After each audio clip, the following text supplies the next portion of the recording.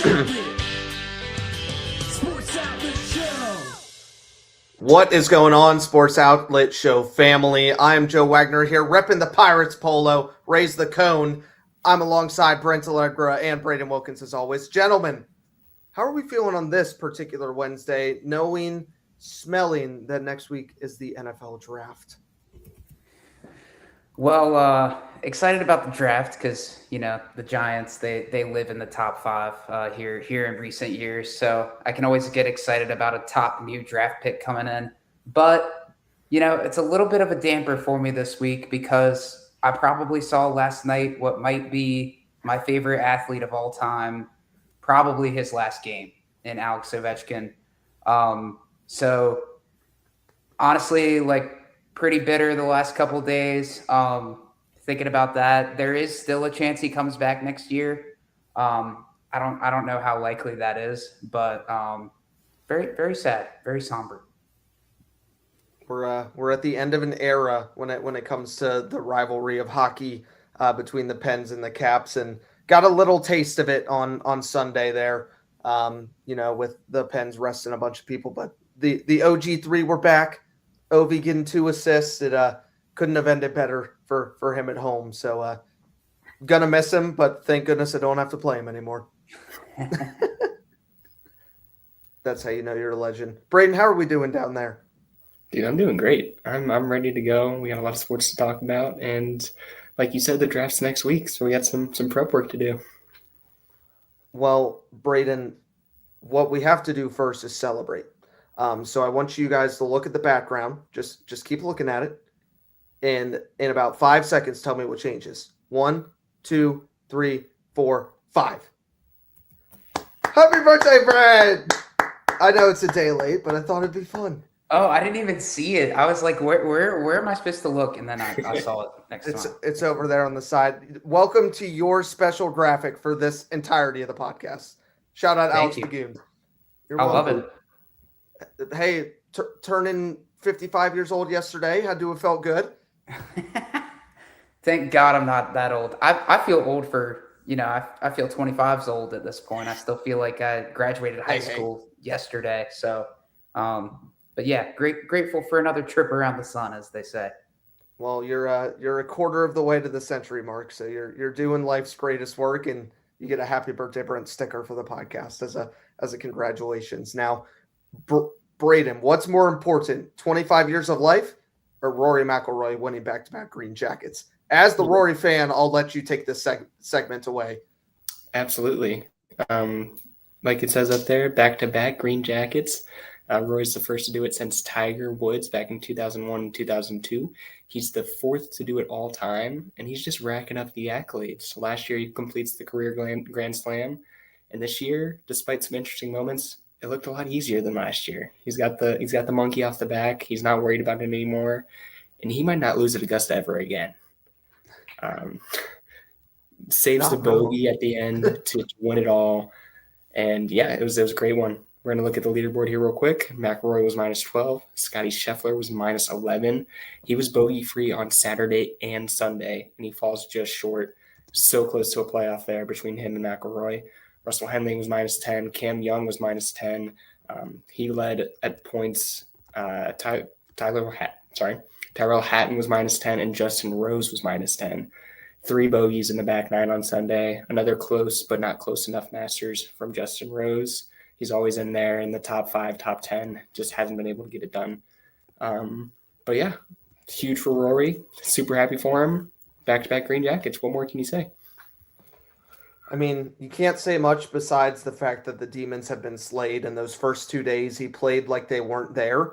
And then you saw classic Rory in days 3 and 4, but it just didn't matter as much because he had it the year prior. A lot of things have come up from this about Rory getting to play at Augusta a ton during the year, specifically 2 weeks before, now that he's won. Still needs a membership to get in and play with somebody that's a member. But now that he is a green jacket winner, he can play essentially with a member anytime he wants. Are we going to see him win a couple more because of this? Obviously, it's open to everybody that's ever won it before, but a lot of people were pissed off by it this year. I mean, that's something that Tiger used to do back in the day when he was competing for Masters. It's not the first time this has been done, so it's kind of weird that this is all coming to a head now. Yeah, I mean, I don't know if it's that or if that some people just have the Rory fatigue. I know, it was a decade since he won a major last year. And obviously last year he completed the Grand Slam, so that was a feat in itself. But I think people are just getting a little tired of Rory now, including me. I'll be honest. I'm not a big Rory guy. I was last year. I liked seeing it. This year, I was rooting for a Scotty Scheffler comeback on Sunday. I thought it might happen there on 18. Rory always likes to make it a little interesting for us. But obviously, terrific golfer. I just don't like his walk. He walks from hole to hole with his chest up high and doing like a speed walk almost. It's cocky. It's cocky. He did win the Masters. I mean, yeah. That's fair.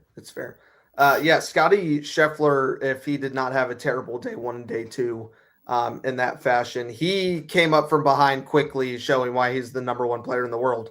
But we've got the PGA Tour and all these other things coming up in the U.S. Open, so we'll see what happens, and if someone can take their revenge on the McIlroy madness.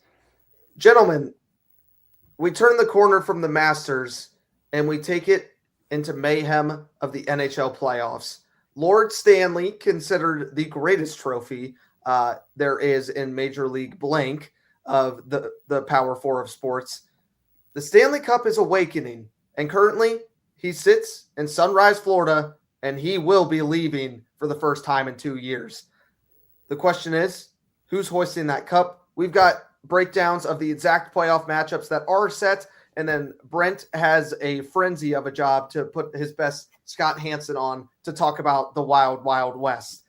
Braden, I'm going to kick us off here with the Buffalo Sabres re-entering the chat, and everyone in Buffalo, I don't know what they call themselves. I know it's Bills Mafia for the Bills, so whatever the Buffalo Sabres crew is, maybe they need to reinvent themselves. Get 108 points. They're playing the Bruins with 100 in the wild card 1 spot, but the Sabres are back in the playoffs since 2010, which was 14 years ago. Guys, the Buffalo faithful continues to show up when it matters most. And if you want to know how much these people up in Buffalo love hockey, the get-in price for game 1 is $482 for game 1. They ended the longest playoff drought, right? It goes back to the Jets now. Yep, that's what's up. Everything goes back to the Jets. I mean, to be fair, historically bad team, but hey, congrats to the Sabres, man. Hey, man, they're out here dancing, and they're hoping to not just be a one and done first time in 14 years. Absolutely ridiculous. You think of the Buffalo Sabres, and you think over the past 5-6 years at least since 2021, you think of the face of the franchise, Tage Thompson, who scored 40 goals, 41 assists, got a point per game, and has been just the face of this Buffalo Sabres team. Rasmus Dahlin has been absolutely incredible on the defensive side of the puck. He brings power, he brings speed, and I say that because not only of his 55 assists, but his speed and his power, because he's got 76 penalty minutes as well. He brings strength on that side where they need it in the back zone. Ukko-Pekka Luukkonen, believe I pronounced that right, has taken over the goal crease as of late here in the sprint to the playoffs for Buffalo. He's got a 2.52 goals against average, is 22-9-3 on the season, but is coming against a very veteran offense and defense that is the Boston Bruins. Now, after missing last season in the 24-25 season, they are a wild card bid for the first time since 2021. But the Bruins are looking to their guy, their leader, David Pastrnak. He brings veteran playoff experience. He eclipsed 100 points for the 4th straight season and the 4th straight year in his career. Absolutely ridiculous. You saw a little taste of defenseman Charlie McAvoy here as well in the Olympics, bringing a much-needed defensive presence. And then, guys, we talk about the netminder and Jeremy Swayman. If the Bruins are going to win, it's going to be because Swayman is going to bolster up the series. He's 31-18-4. He's got 2.7 goals against on average and a .908 save percentage. guys, I think this is going to be one of the more fun series, one of the more underrated ones. You have talent, and then you have the vets that have been here before. I think talent's going to win this one with a little more speed, but I think Buffalo, hold on to your hats. I got them going to Game 7. I love it. And hey, you said it, for the Buffalo faithful, spending that $480 whatever dollars you said, they're going to love that. Going to love that. They're going to love it. Braden, take me to Tampa. Or Brent, sorry, take me to Tampa. You're good. You're good. I also think this one is one of the tighter first round matchups. Both teams actually sitting at 106 points each right now, with Tampa holding home ice via the tiebreaker. Montreal brings serious momentum offensively, led by Nick Suzuki, who had an incredible year, 101 points. Just phenomenal stuff there. And Cole Caulfield, who was a 50-goal scorer. He had 51 goals, plus a breakout year from Lane Hudson on the blue line. His brother, Cole Hudson, cap. And hey, he's looking good. But hey, this is back to the Canadians. They've also had success in this matchup this season, going 2-1-1 versus Tampa. So they have a little bit of experience there, beating up on the Lightning this year, but the playoffs are different. And why they're different? Star power and goaltending. Tampa rolls in with Nikita Kucherov, 130 points himself, and one of the best playoff goalies of this era in Andrei Vasilevsky, who's been elite all season. And I think, he's done it for so long now. I think I'm pretty confident in saying that I think he's one of the top 10 goalies of all time. Vasilevsky has been phenomenal in the playoffs, has a couple Stanley Cups. I think he's just amazing. Add in scoring depth from Gensel and Hagel, and this team feels more built for a long series. Montreal is dangerous and ahead of schedule, but Tampa's experience and Vasilevsky in a 7-game series is really, really tough to bet against, especially in the first round. I think the Lightning win this series 4-2. The fact that Vasilevsky is in his 12th season in the NHL makes me feel older than dirt. Yep. It's crazy. He's been doing it for a long time. He terrorized the Penguins in the playoff runs in 16 and 17, and a team you do not want to play. You do not want to play. When a goalie is standing on his head, it's one of the hardest teams to beat in the NHL playoffs. Yep. Braden, take me down to Raleigh. Yeah, we got the Hurricanes coming up against the Ottawa Senators. Starting with the Senators, they got 97 points this season. They've won 4 straight games from April 5th to April 11th to help them secure a spot. So players to watch for them. Tim Stützle has 83 points, leading the team with 34 goals and 49 assists. He leads the team in both of those categories. I still have Claude Giroux. He's got a plus-minus of 19. He might not be on the ice as much as he used to be, but he still makes an impact when he can. He's got 33 assists. And then, of course, there's Brady Tkachuk, one of the Tkachuk brothers. He's got 59 points and leads the team in shots taken with 221. For the Hurricanes, they finished with 111 points. They're the number 1 seed in the East. They are a little banged up right now. Lots of guys day-to-day with various injuries, but they shall be fine and ready to go for the start of the playoffs. Some players to watch for them are Sebastian Aho. He has 80 points, 27 goals, and 53 assists on the season. Seth Jarvis and Andrei Svechnikov lead the team with 32 goals and 31 respectively. And then Brandon Bussey is 31, 6, and 2 on the year. He has 115 saves on 911 shots. So he's going to be watching over the net for the Hurricanes most often. I have the Hurricanes winning here 4-1. It should be a pretty easy series for them. Yeah, the Senators are the team that just happened to luck out in the wild card frenzy draw that we saw in the Metropolitan with the Islanders, Caps, and the Blue Jackets falling behind to them. And honestly, out of all of those 4 teams, I think we got the worst out of Ottawa coming in to take that final wild card spot. And the Hurricanes could be easily the team to run out of the Eastern Conference. Yeah, I agree with that. But hey, I love Brady Tkachuk. Freaking demon that guy is. Awesome. You don't want to be on the other side of the glass against him, that's for sure. No, you do not. No, you definitely do not. I'll try to keep it brief, but when it's been 3 years, I feel like you gotta let it out a little bit. Sidney Crosby and the Pittsburgh Penguins are back where they belong in the Stanley Cup playoffs, and it's the Battle of PA against Braden. Doesn't care about him, but Braden's a Philly fan typically. Come at me, Bray.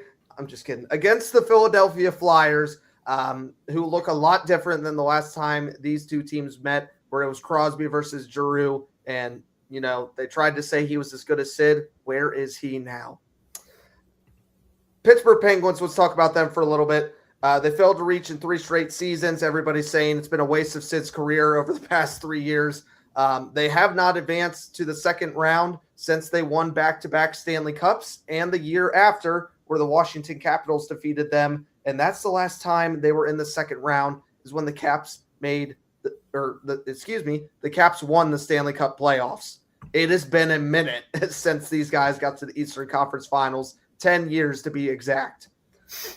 Sidney Crosby continues his dominant PPG tenure to 21 straight seasons of points per game. He had 29 goals, 74 points this year. The young core, don't call him young, of Gino, Letang, and Crosby are going to be on the ice again. TNT is going to love this matchup and series. But the guy that people aren't talking about, they talk about the big three and what Letang, Crosby, and Malkin are doing. Erik Karlsson is a lone reason the Penguins are even in this playoff position. When Crosby went down after the Olympics, Gino got a 5-game suspension. Letang has been horrible all season long. I'll be truthful about it. Erik Karlsson has put on the leadership hat. He's put on the captain. And exactly what we were hoping Ron Hextall and Mike Sullivan were getting out of him, Dan Muse and Kyle Dubas finally are with the former Senators and Sharks captain. As well as the fact that Kyle Dubas has been playing chess instead of checkers, the additions of Igor Chinakhov, Anthony Mantha, and Justin Brazeau have made this team absolutely on fire, of a team that was supposed to be the worst team in the Eastern Conference preseason. Now, here's where the Penguins are going to win and lose the series, and Brent took the words right out of my mouth when I talk about Dan Vladar later. Stuart Skinner and Arthur Sheilov suck. They have both been abysmal and honestly terrible all season long. Trading Jari and getting Stuart Skinner, plus everything else that came from it, it was a win. But when you have two guys whose save percentage is .885 and .888, as well as Arthur Sheilov with 3 goals against on average, and Skinner at 2.99, let's round it up to the beautiful 3. The Pittsburgh Penguins score more goals than anybody not named the Colorado Avalanche, but they give up just as many, with the defense being old, the goalies being terrible. And if you remember the 2016 and 2017 Stanley Cup runs, the reason they were there is because of Marc-Andre Fleury and Matt Murray. Without those two guys, those cups don't happen, and we don't have someone that can stand on their head. If the Pens are to go and lose this series, it's going to be because they're going to lose games 5-4. Now on the Flyers side of things, nobody needs to take this as an underrated matchup. Not only is it going to be tough blood, sweat, and tears, the Philadelphia Flyers hate the Pittsburgh Penguins. It is the first time they've been back in the playoffs since 2020, and they get a stab at the Pens for the first time since 2018, where Pittsburgh put a bad taste in their mouth with a 4-2 deficit in the first round to advance to play Washington. Now, new face, kid on the town, Trevor Zegras is here to make an impact.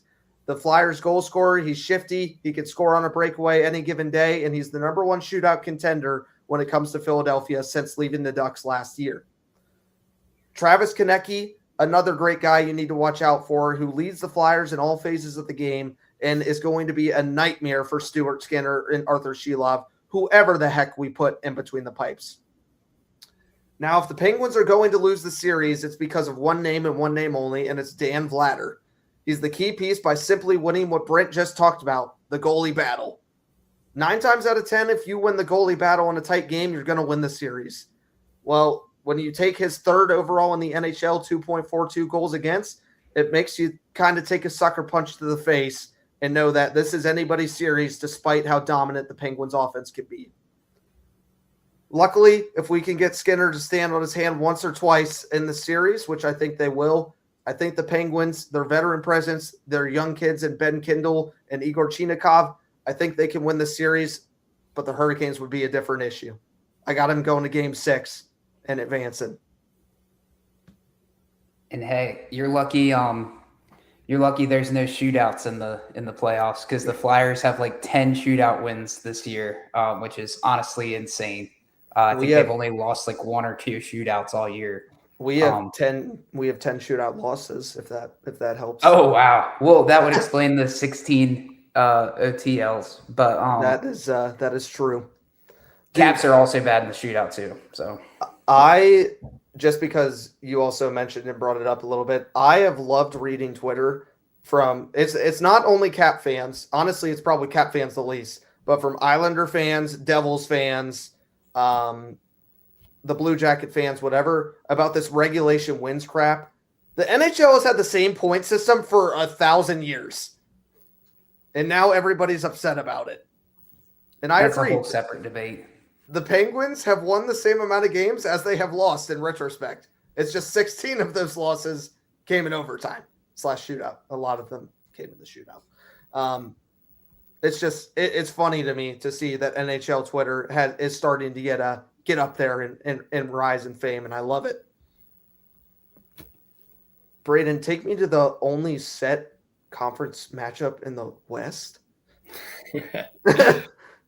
Yeah, we're going to Dallas here. The Stars have 110 total points. That's a lot. They had a great season.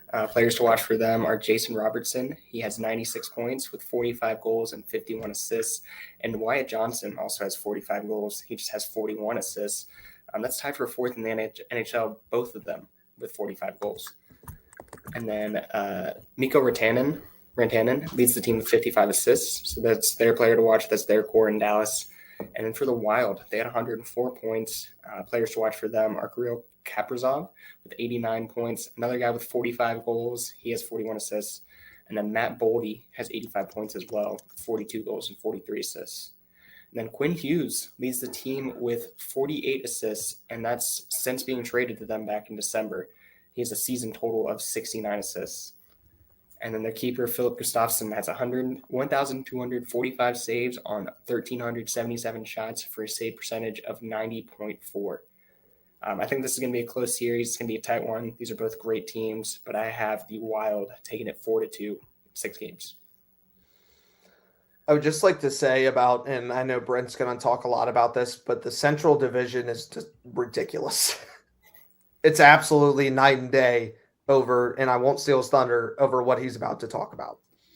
Yeah, I almost wish that there was you just mentioned the points thing, but this is a whole separate conversation. But I almost wish there was like a different structure to the way the playoffs are, because the fact that you get a Dallas Stars, Minnesota Wild first round matchup is crazy to me. Like these are honestly like 2 of the best 4 teams in the entire NHL. Yep. So crazy to me. I love the Wild roster. I think they could make a big run. I actually put a future on them to win the Stanley Cup. I think it was back in like January when they traded for Quinn Hughes. So I'm rooting for them. But yeah, I think this one's going to be a really good series. Now, the Pacific Division. This is where it all goes to crap. Yeah. Anyways, every single seed in the Pacific Division is still in flux. The Golden Knights are at the top of it right now. They have 93 points. The Oilers are in second with 91 points. The Ducks are in third with 90 points. And the Kings are in the wild card 2 spot with 90 points. The Utah Mammoth are in the other wild card 1 spot, but they've already locked that up. So those are the 4 spots that are up for grabs right now. And I'm going to mention this now because you're going to see that it's important later. But the Golden Knights have 29 regulation wins. The Oilers have 31 regulation wins, which that is the most out of these 4 teams. The Ducks have 25 regulation wins, and the Kings have 22 regulation wins. So if the season ended today, if we only played 81 games instead of 82, the number 1 Avalanche would face the wild card 2 Los Angeles Kings. But since this is an 82-game season, this matchup the Avalanche could also face the Ducks or the Oilers if either one of those teams won and the Kings lost. Secondly, the Vegas Golden Knights, again, if the season ended today, the Vegas Golden Knights would play that wildcard 1 team in the Utah Mammoth. But here's where things get a little hairy. The Oilers could also have this spot with a win and a Vegas Golden Knights regulation loss. They would have to lose in regulation. They cannot pick up a point. The Vegas Golden Knights can clinch the Pacific Division with 1 point tonight against the Seattle Kraken. But here's the thing with the Oilers. They're currently in the number 2 spot right now. They can be as high as the number 1 seed in the Pacific, or they can be as low as the wild card 2 seed in the West. There is 1 game left. There is 1 game, and that is the swing. That's just wild to me. Like, that's I saw that and I was like, this is unbelievable.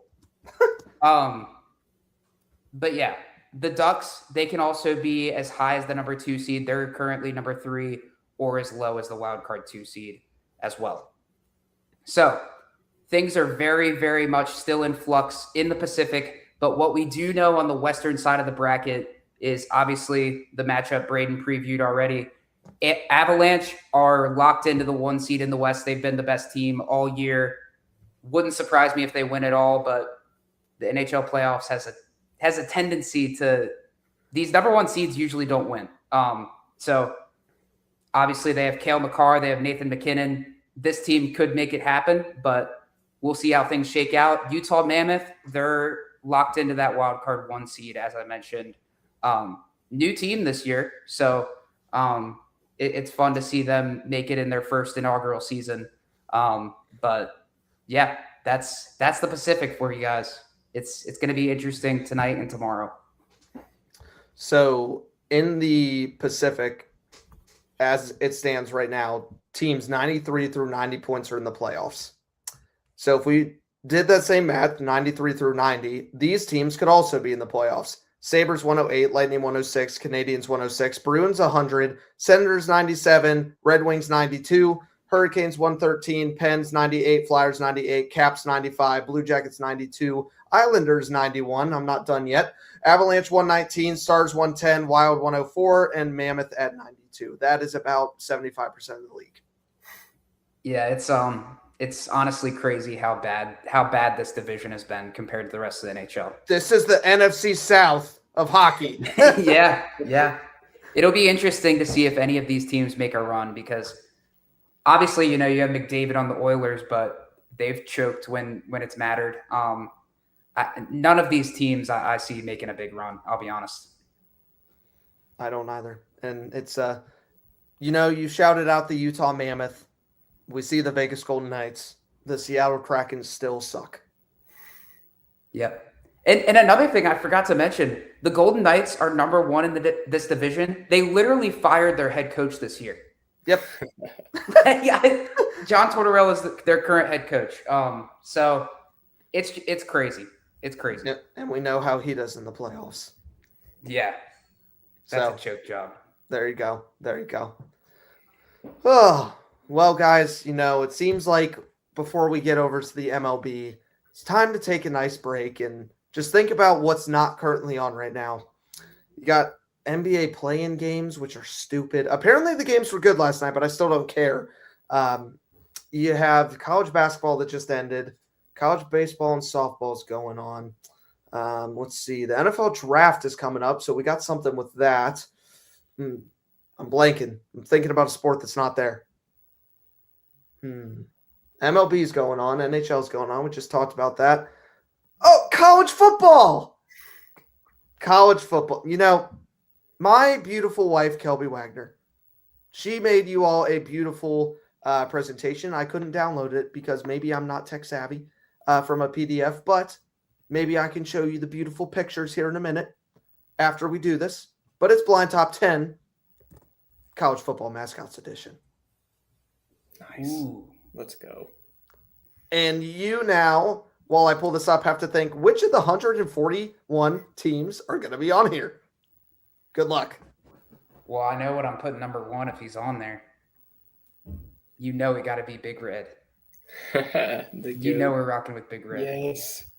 So let's think about that, right? How many? There's 137 teams, I think, now. So let's do 10 divided by 137. The possibility he's on there is 7%. It's actually 7.2%, which is adorable. Here we go. Wait, who's first? I have no idea. I think it's What was it Braden. last It's week? me. All right, I it's think Braden. it is. Oh, yeah, because Braden got picked last week. That's right. All right. Let me see if I can do this. At number 1, let me see if, hold on. I might have gotten it pulled up on my phone, but I realized how small my screen is. So you're just going to have to look. Ralphie. That's a classic. Got Ralphie. Obviously, like, it's a mascot, but it's like a real thing, you know? That changes things a little bit, you know? It makes it a tier above, I feel like, a lot of these other mascots. You got to love Ralphie. It's a great tradition for the Colorado Buffaloes. You know what? I think it's a top 3 mascot. I'm putting it at 3. Wow. Gotta love Ralphie. Top 3? I love it, man. It's tradition. I'm putting Colorado. All right, let me get number 2 pulled up. And number 2. And maybe there's a debate here on how you say its name. Yeah. What a cutie. I would say Uga. Braden, the dog. It wasn't me. It was the dog. Oh, okay. My bad. Yeah, I would say Uga. I would say Uga's also pretty cute. He's a real dog. I don't know what generation of Uga we're currently on. I know the current one is pretty new, considering the previous one died pretty recently, unfortunately. But R.I.P. Yes, rest in peace. But yeah, it's a fun one. You see it often every year. I'm going to save some room for the higher tier people in suits, but it's also a high tier mascot. I think he's going to go in 4. Going in 4. Okay. I was thinking this was Ralphie, but I think it was actually a different mascot that we might have on here. Remember when Bevo charged Uga? Yes. Justice for Uga, man. Yeah. Justice. Bevo might need to go number 10 if he's on here. He's way too big to be doing that. I know. He was way too small. Oh gosh. There he is. Now, should I actually put him at? I do like. Joe's gonna hate me for saying this. I think Longhorns are a cool mascot. But I gotta get some justice for Uga as well. Oh my gosh. Are these all gonna be live mascots? Is my question. I can't think of any other ones, so I don't know.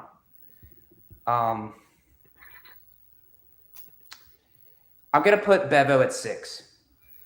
Did you just call him Bevo? Bevo? I don't know. How do you say it? Bevo. Yeah, Bevo. when you think of live mascots, these are definitely the 3 you think of. I'm sure there might be more. I guess we'll see. All right. Let's continue on. I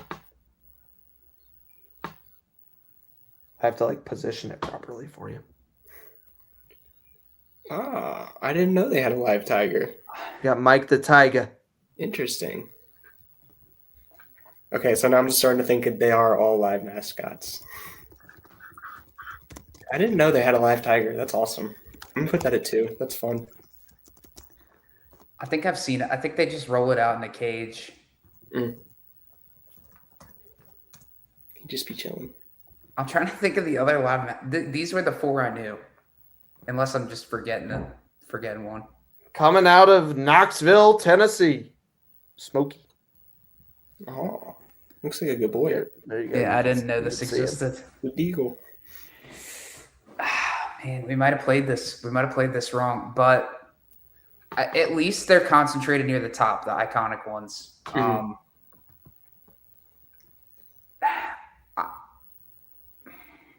I like dogs. I don't really know him, as a mascot. You don't know him like that? I don't feel like I know him. I'm just gonna put him at 9 because I don't know. I don't know him like that. We're not on a first name basis. Brandon, we're getting put in a blender 2 weeks in a row. What is going on here? Coming out of the Big Ten, better known in the Pac-12. Puddles, what? Okay, so we do have. Oh man. Okay, this is easy. Put him at 1. Put him at 1. Wow. What about Big Red? If Big Red's on there, oh man. That's But gonna no, be I tragic. agree. It's gonna be tragic. He. Puddles just gets into the craziest stuff. He's got to be up there. That's true. The beautiful wife Kelby is hype about Puddles at number 1. Let's go! This one, shout out to Mama Wags. We got Brutus the Buckeye! Terrible. No, I'm just messing. He is iconic. Just not, I don't know. Just not a huge fan. I'll put him at 8. I think he is iconic, but I think there's better options out there. He's definitely unique. Better options out of the 130 we haven't shown. Yeah. Here we go. Coming out of the ACC. The Hokie. Oh, no. Okay. Got Sebastian. Puddles is definitely the better duck.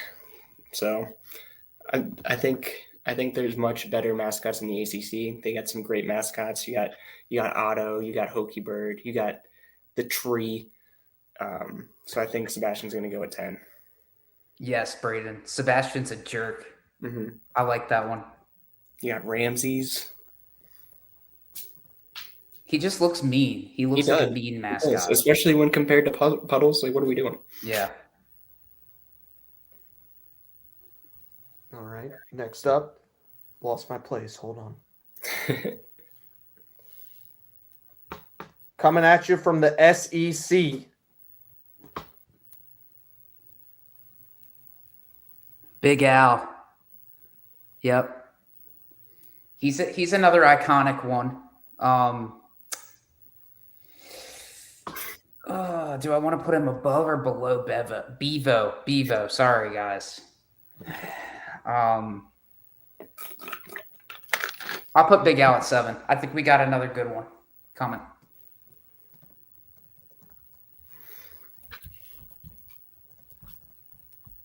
All right. And then at your number 5.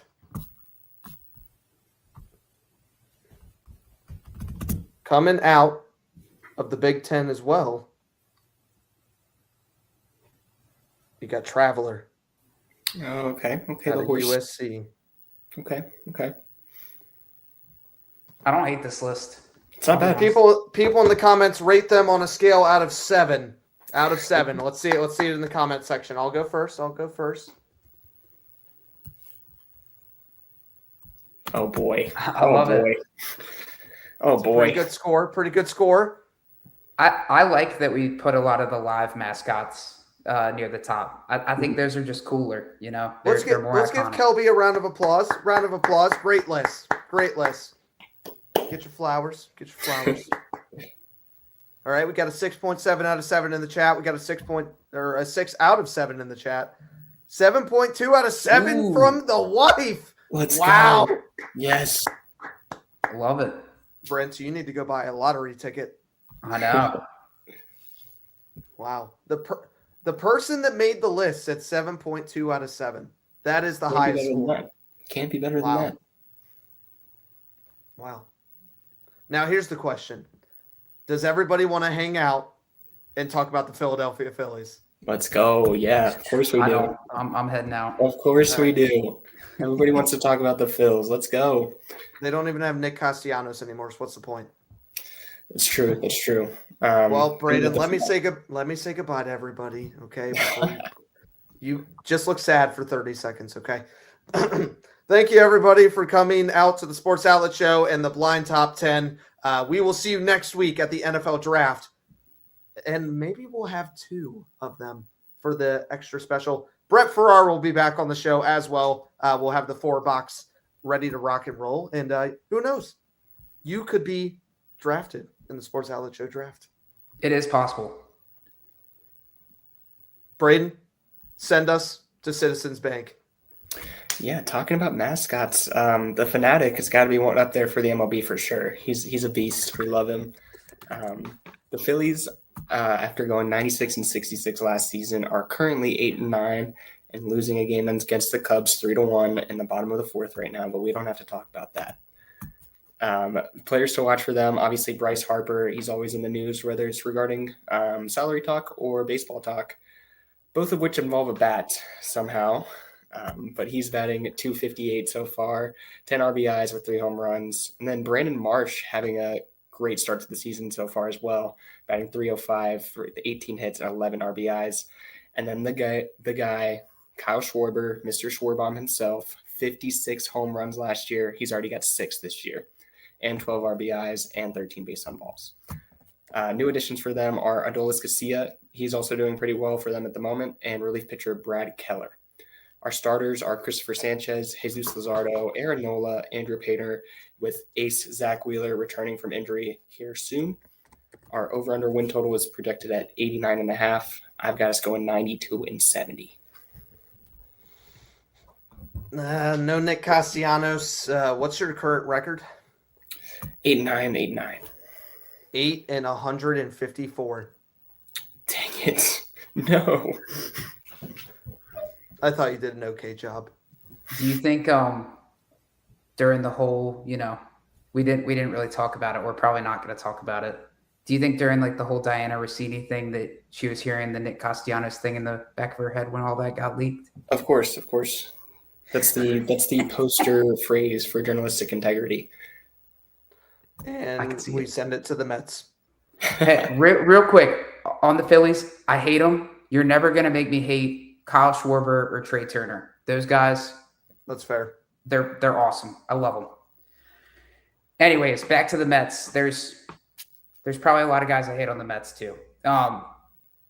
Let's talk about it. They're off to a very slow 7-11 start, but this team does have a lot of star power. It starts with Juan Soto. He was hitting .355 before a calf injury. He's targeting a return around April 21st, but obviously we know when he's healthy, he's the engine of this offense. Still has legit 50 homer upside despite the injury. But honestly, I think this season comes down to Francisco Lindor. He's been brutal to start. 194, 1 homer and 1 RBI. Both the homer and the RBI came last night, by the way. So he went, 17 games without a homer or RBI. So not what you want to see from one of your stars. If he gets it right, everything opens up. If he doesn't, this lineup probably underwhelms as they have to start the season.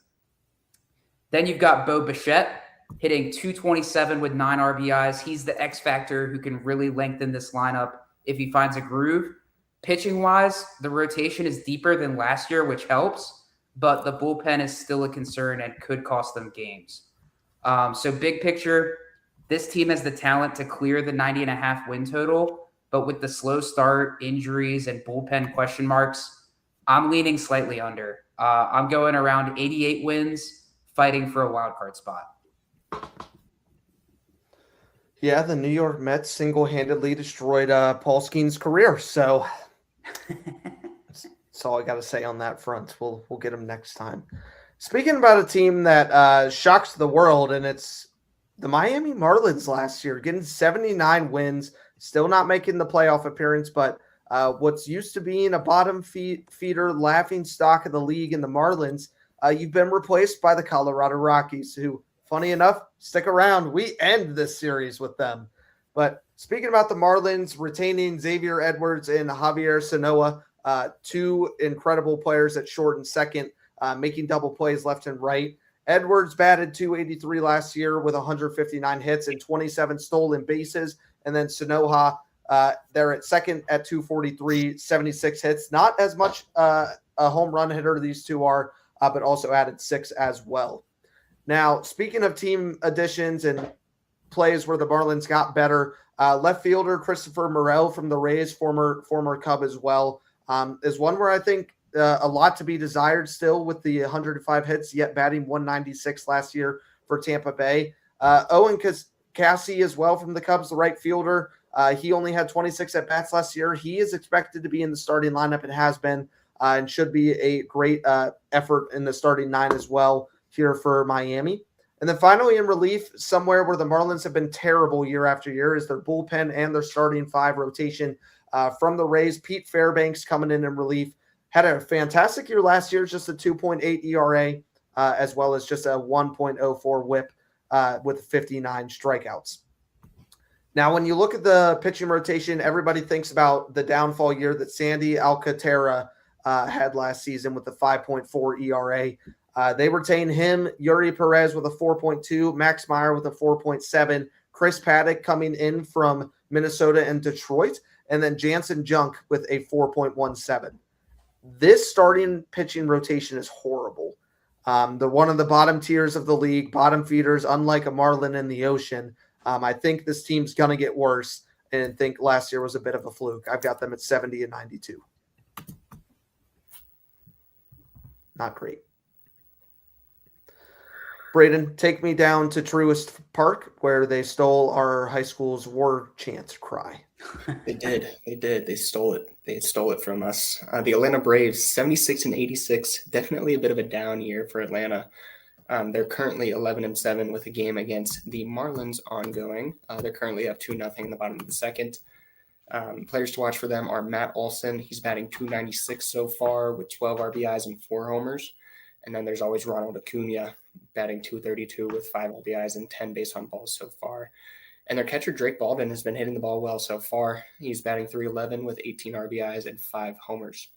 Adding to the team, they add reliever Robert Suarez, left fielder Mike Yastrzemski, and Mauricio Dubon is added to the team. He's filling in at shortstop for Hassing Kim. So he is filling out for them well. He's batting over 300 as well. And then for their pitchers, their starters are Chris Sale, Spencer Strider, who's currently dealing with an oblique injury, Reynaldo Lopez, Grant Holmes, and Bryce Edler. Those are their starters. And their over-under win total is projected at 86.5. I have them bouncing back this year, going 90 and 72. Dude, Spencer Strider, if he can find a way to stay off the injury bug, he's one of the best pitchers in the league. Mm-hmm. I mean, he had a 2-year stint run where he was a 99 overall in MLB The Show. Nobody could hit on him. He was essentially Paul Skenes in the flesh. If that guy can stay healthy, Atlanta has a top 5 pitching rotation. Does this team also have a top 5 pitching rotation, Brent? Something like that. We'll talk about them. Hey, the Nats, they're sitting at 8-9 right now. I think that's, from what I thought going into the season, I think that's decent. And hey, honestly, like it has been like the last 5 years, this season is more about the future than winning right now. We got to build it back up. It's been a long time since that World Series run. The headliner, it's James Wood, baby. He just went crazy last week. NL Player of the Week, hitting .545, 3 homers, 8 RBIs, and 6 walks. That's the guy they're building around. If he turns into a true 40-homer, middle-of-the-order bat, this rebuild finally has a face. James Wood has just been crazy since his debut. Then there's C.J. Abrams, who, honestly, he's probably been the MVP so far this year. Quietly putting together a strong start, 356 average, 6 homers, 19 RBIs. He's been one of the few consistent bright spots in this lineup. And that's where I'll end it. No, I'm just kidding. I'm just kidding, guys. Well, I was going to give you a compliment. C.J. Abrams leads the league in RBIs and back-to-back days with home runs at PNC Park. So there you go. He's been really good to start. And if this team was just a lineup full of James Woods and CJ Abrams, it would be perfect. But it's not. Here's the problem. It's a big problem. It doesn't matter how well this team hits because the pitching is really, really bad. The national staff, starters, and bullpen has been brutal, allowing 5+ runs in 9 of their last 12 games. It's just not sustainable if you want to win games. You can't ask your team to hit 9 runs a game. It's just not. It's not possible. So there is some intrigue with guys like Cade Cavalli. He's currently our ace, but overall, this pitching staff is one of the weakest in baseball. And we're not going to talk about how Cade just got pummeled by the Pirates a couple nights ago, was pulled in the 2nd inning. So It happens. It's not looking good for the Nats pitching. Really, after we traded Mackenzie Gore, we don't have any notable pitchers. But big picture, again, it's not about 2026. I've been saying that for the past 4 years now. It's not about 2022, 2023, 2024, name it. It's about development, growth, and setting up 2027. So, and with that, I have them right at 65 wins. There you go. We'll see. We got 2 good guys. Really good. You didn't say Miles Mikolas anywhere in there. I'm curious why. Oh no. I'm not wasting my breath on that, dude. I saw him against the Dodgers. Hey, his first batter, he struck out Shohei. It all went downhill from there. He got raked. Raked with a K, not with a P. Raked. We're family friendly on this show. Thanks for the clarification. But you could use either one of them. Ridiculous. Let's talk about the Brewers. The Milwaukee Brewers have owned the NL Central for years and years to come. Currently sitting at 8-8 here in the Central. They're just getting started, and it's a powerhouse trio of Bryce Terang, Christian Yelich, and William Contreras.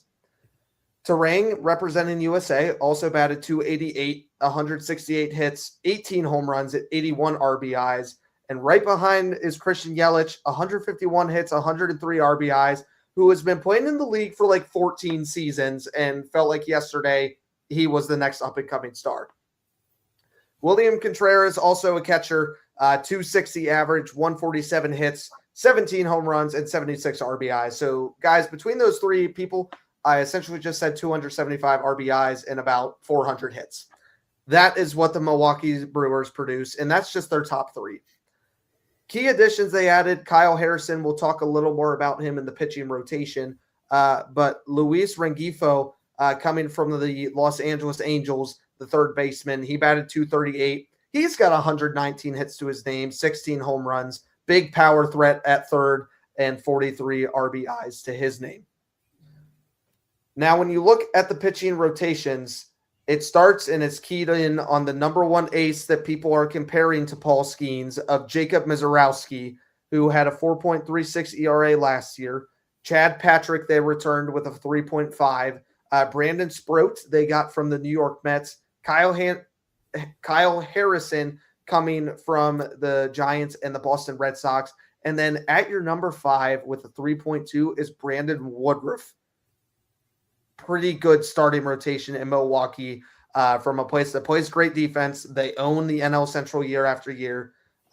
Guys, it's going to be an intriguing one here in the Central because unless you're the St. Louis Cardinals, who are 10-8 to start the year, it's anybody's race, and it seems like it's going to be a tough division. With that being said, I've got the Brewers taking a bit of a step down just because the Central has become competitive. I've got them at 88-74.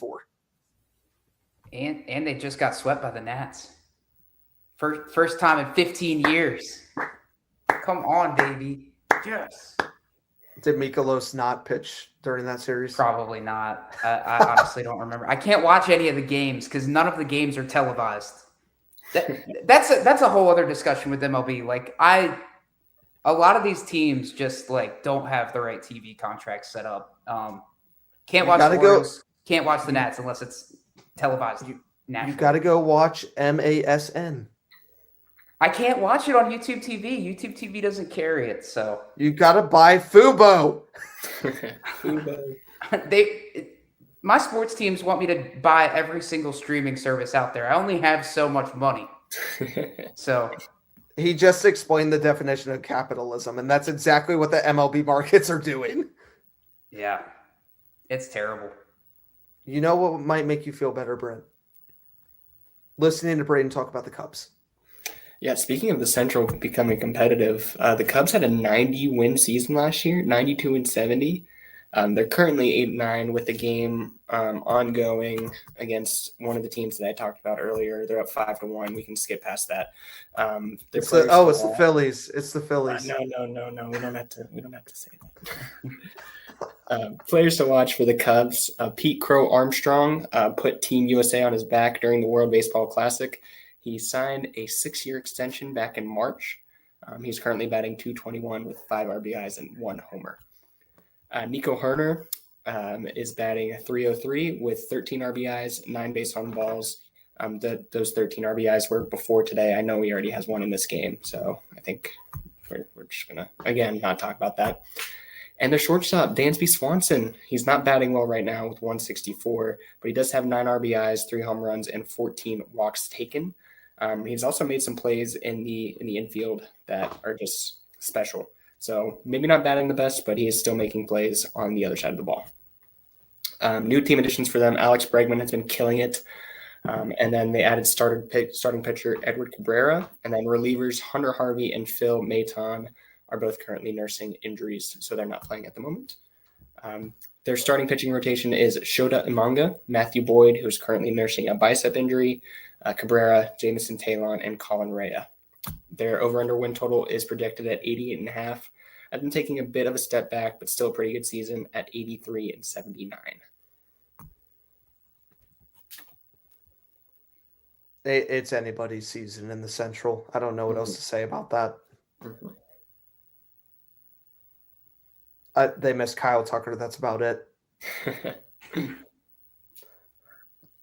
Take me down to another team that starts with a C. Yeah. C for Central, baby. All right. Let's talk about the Reds, guys.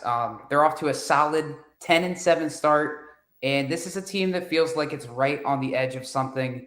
The breakout name right now is Sal Stewart, hitting .310 with 5 homers and 11 RBIs. This guy has always hit at every level, and now he's doing it in the big leagues. It is his rookie year, and I think he's a legit Rookie of the Year contender.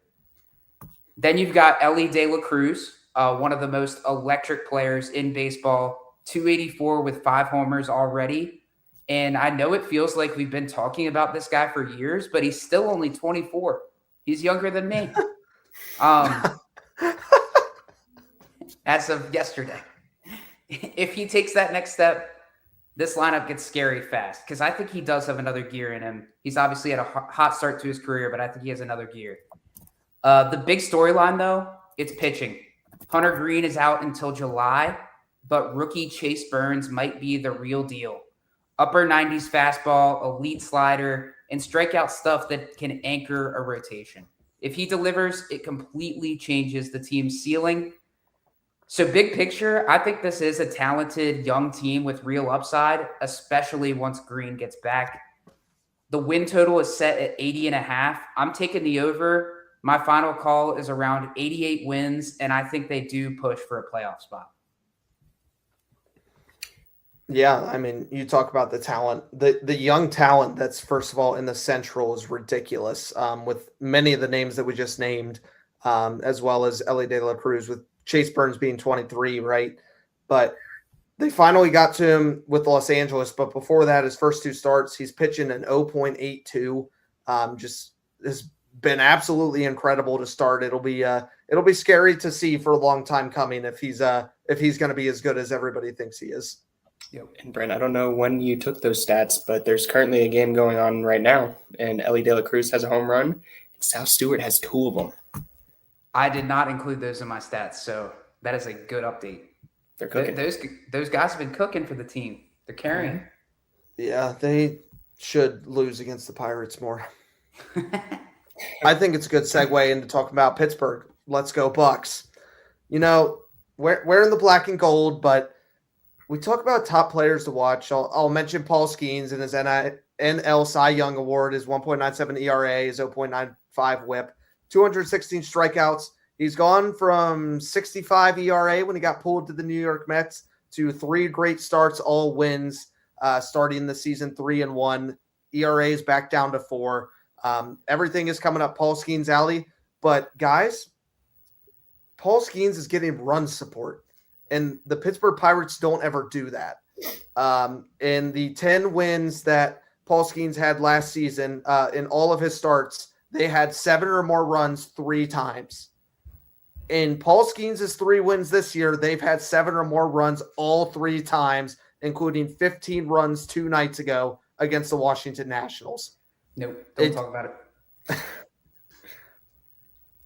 The Pirates team is having fun, and it finally seems like they're in a place where they could finally stop being a laughingstock of this division and make a push for the playoffs. One guy that's been through hell and back that would love to see it is Brian Reynolds. B-Ray 10, 245 batting average last year. He's off to a good start here for the Buccos, 171 hits and 73 RBIs. Now, for once, the Pirates went out and did something this offseason. They went and they got Brandon Lau, who has been on an absolute freaking tear to start the season, hitting a home run ball into the Allegheny what feels like every single night. Ryan O'Hearn, who is just scratching the surface of potential, coming from the San Diego Padres and the Baltimore Orioles last season.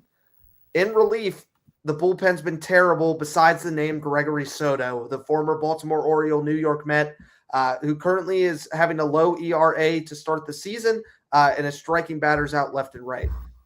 I didn't even mention Marcell Ozuna, who's been terrible. Haven't talked about Jake Mangum, who's been essential coming off the bench, and calling up the number 1 prospect in the MLB, Connor Griffin, the 19-year-old who just signed for more money than the 3 of us will make in our entire careers with $140 million. Put your kids in baseball. I don't know. I might be close to him. The 19-year-old still figuring some things out, but it's absolute glory that his first homestand, PNC Park, gets a 2-run RBI shot double to start his career, and mom and dad were loving it. Now with the Pittsburgh Pirates, I didn't even mention the return of O'Neal Cruz, who, despite having the worst defensive performance ever seen in New York, has been absolutely dialed on the stitches in the baseball, and this Buccos lineup is going crazy. This pitching rotation, if they stay healthy, if they play well, could be a top 7, top 5 in the league. Paul Skenes doing his thing. Mitch Keller, besides last night, was coming into a 1.0 ERA. Carmen Mladenowski, who's currently pitching a shutout right now against Washington. Braxton Ashcraft has been fantastic being the 4-hole. And then you have Bubba Chandler, who just a fantastic guy who is learning and nurturing under the Paul Skenes tree. I didn't even mention Jared Jones, who hasn't pitched in a year and a half. I believe in the Pirates. I think at the ceiling is a wild card spot. I think for once you see a winning record. I've got 84 and 78. But is it enough? To be determined. We'll see. Send us to St. Louis. Yeah, last season they went 78 and 84. They're starting pretty hot this season. They're 10 and 8. They just had a win against the Guardians earlier today. Their players to watch, right fielder Jordan Walker's just destroying the baseball. He's batting .319, 15 RBIs, and a league-leading 8 home runs already. First baseman Alec Burleson is also cooking with .279, 14 RBIs, 2 home runs, 11 walks, and 8 strikeouts. Only 8 strikeouts, so he's seen the ball well. Their second baseman Nolan Gorman is batting .208 with 9 RBIs, 2 home runs, and 7 base on balls. New additions are reliever George Soriano and starter Dustin May. And for their pitching rotations, the starters are Matthew Liberator, Michael McGreevy, Dustin May, Kyle Leahy, and Andre Palante. Their over/under win total is 69.5. I had them 72-90, but if with their hot start, they could go past that.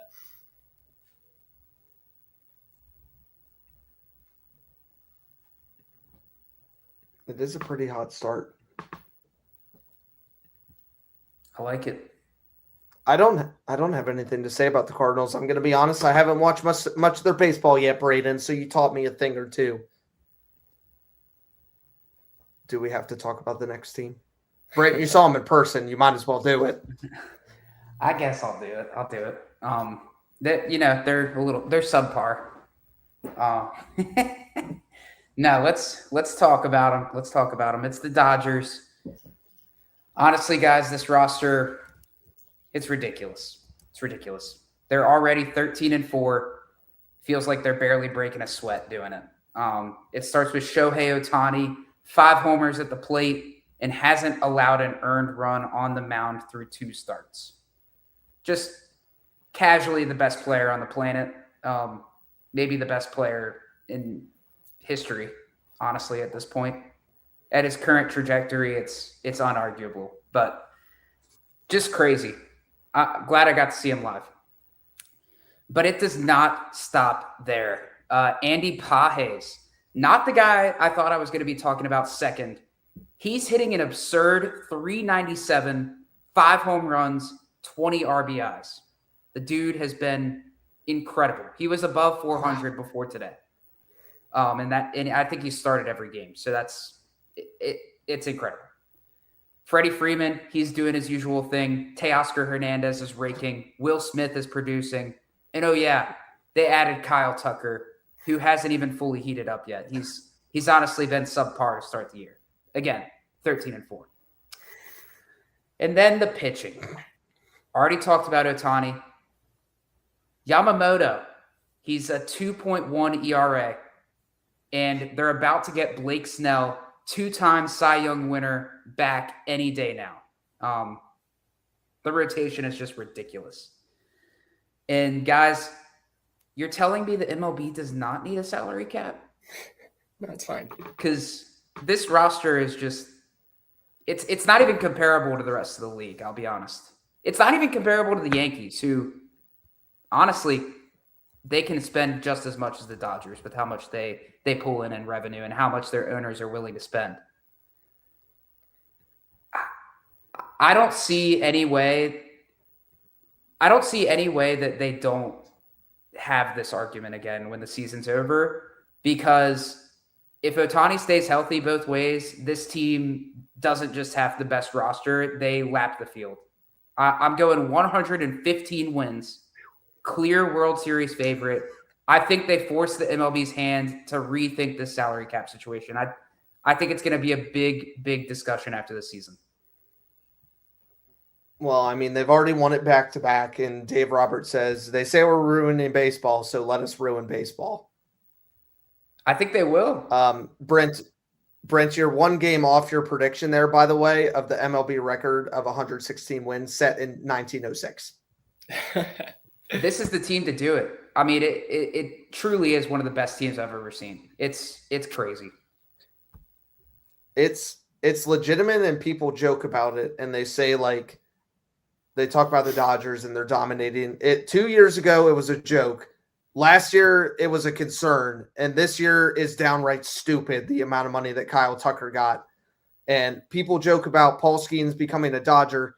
Well, if you got offered a 10-year, $1 billion contract, where would you go? Versus Pittsburgh, who could maybe fork over 5 years, $250. Right? So, like, good point. It's not about loyalty. I mean, we're seeing that in the transfer portal with the NCAA, and that's a whole different argument and discussion versus the fact that the Dodgers can go, all right, what's the number? And they'll write not it. Even a debate. We saw it with Shohei, right. who yep. We saw it with Shohei, who was making $2 million because he's getting taxed in Los Angeles. And then when he makes in 2034 the money that he's retired and done with, he'll be halfway to no income tax land. Yep. They need a salary cap. Baseball is being ruined with teams like this and teams like the Yankees. It's just the Yankees suck, and they can't ever win. The players aren't going to like it, but it needs to happen. I agree. Just give everybody the same amount of money. Here in the San Diego Padres, talking about a team that is loaded from 1 to 9 in the batting lineup. Fernando Tatis Jr., Roman Loreno, Jackson Merrill. His name is completely slipping my mind. It left my head. He was literally Machado? one of the captains for World Baseball Classic. Yes, thank you. Manny Machado as well. And you take this team, right, of Ramon, who batted 342, Tatis, who batted 268, Jackson Merrill, who had 116 hits, and you add in a deep left ball, it's 4-0, Nick Castellanos. And you add this guy, 137 hits, 17 home runs, and Griffin Canning from the New York Mets. My goodness, are the San Diego Padres ready to rock and roll for second in this division? Their pitching rotation is pretty good too. Nick Pivetta is a young and upcoming star. Michael King is returning with Randy Vasquez. They did end up getting Herman Marquez and Walker Buehler to round out their starting five with an over-under set at 83.5. Now, I don't know what the live line is when it comes to over-unders for this team, but you should be salivating over this over-under with 83.5. Easily, the Padres should clear 87 wins, have them at 87 and 75, and one of the best batting lineups in baseball. Unfortunately, second in their division. By a lot, probably. By a lot. And then we'll talk about these other three as well. Yeah, the Giants, 81 and 81, a perfect 500 last year. They're currently 6-11 in a game against the Reds that they're losing 8-2. So yeah, that's how the Giants season is going. Their players to watch are Matt Chapman. He's batting 273 on 18 hits with 7 RBIs. You got to mention the DH, Rafael Devers, batting 212, 6 RBIs, and 2 home runs at the moment. And really the guy that you're watching out for now is a new addition. Second baseman Luis Arraez is batting 333 with 6 RBIs at the moment and 2 stolen bases for him. Some other new additions for them are center fielder Harrison Bader, starting pitchers Tyler Mahle and Adrian Hauser. They're both in the starting pitching rotations along with Logan Webb, Robbie Ray, and Landon Roop.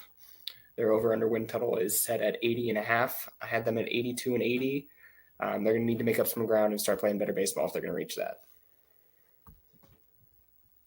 Yeah, I think the 81 and 81 and then giving them an 80.5 over under tells you the Giants didn't make that many moves. Obviously, getting the manager from Tennessee, absolute cool story, and hope all the best there from someone going from college to the pros. So that's very cool to see. But that may be the only good field story in San Francisco. Take me to the Diamondbacks. Yeah, they're sitting at 11 and 8. This team feels like a classic good, but are they good enough team? It starts with Corbin Carroll, who's hitting 298, looks fully back after the hamate injury. He's the engine. If he plays like a superstar, this team has a chance to surprise people.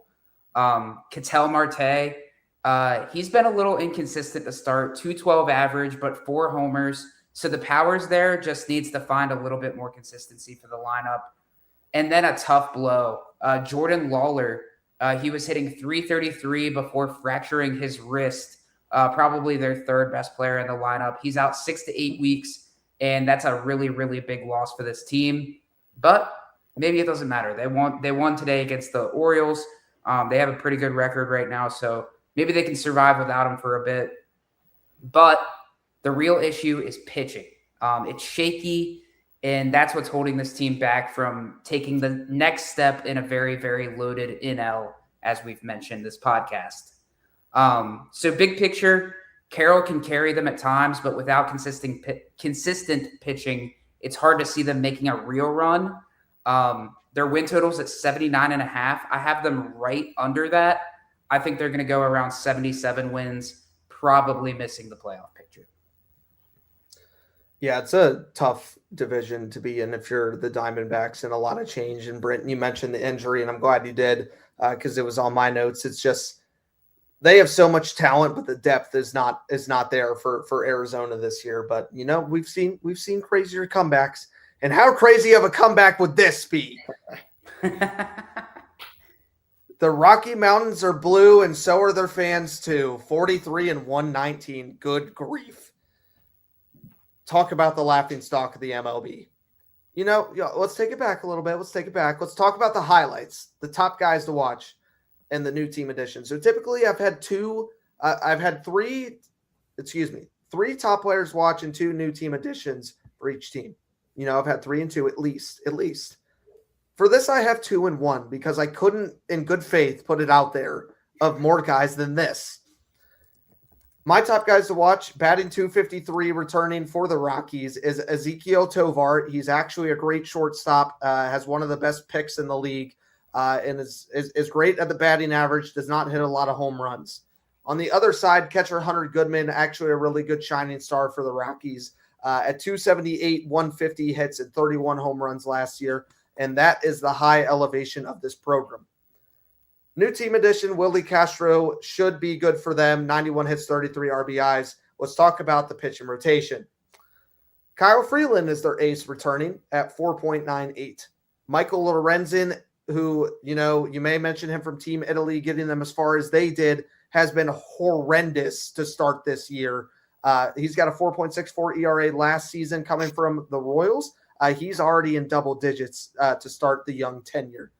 Jose Quintana from the Milwaukee Brewers and 18 other teams is finding a one-year home at the Colorado Rockies.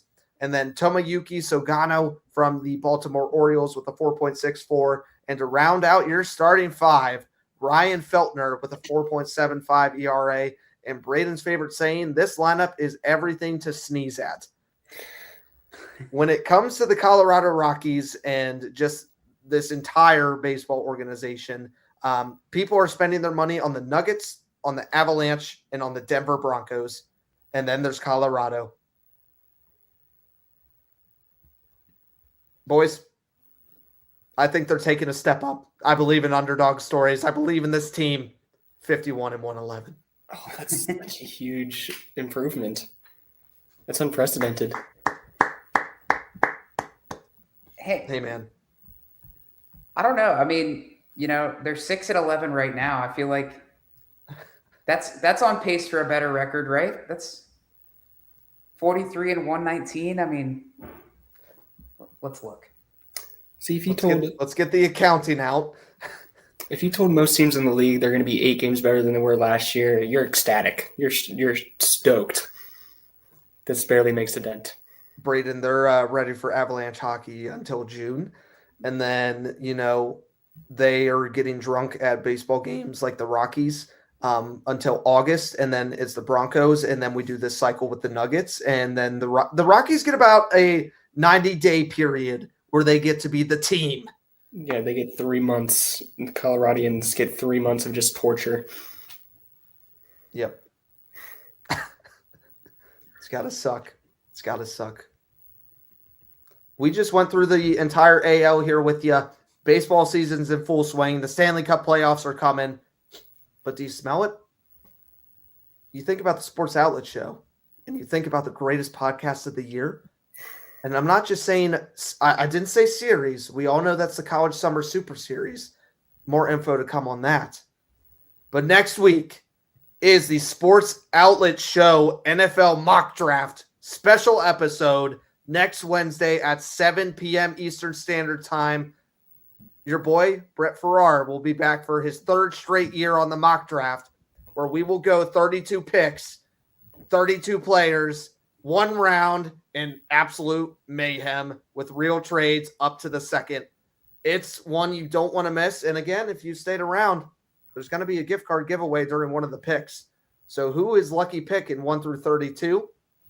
Well, whoever it is has to pay for it. So I hope it's not me. Oh my God. We'll figure out what Brett's picks are.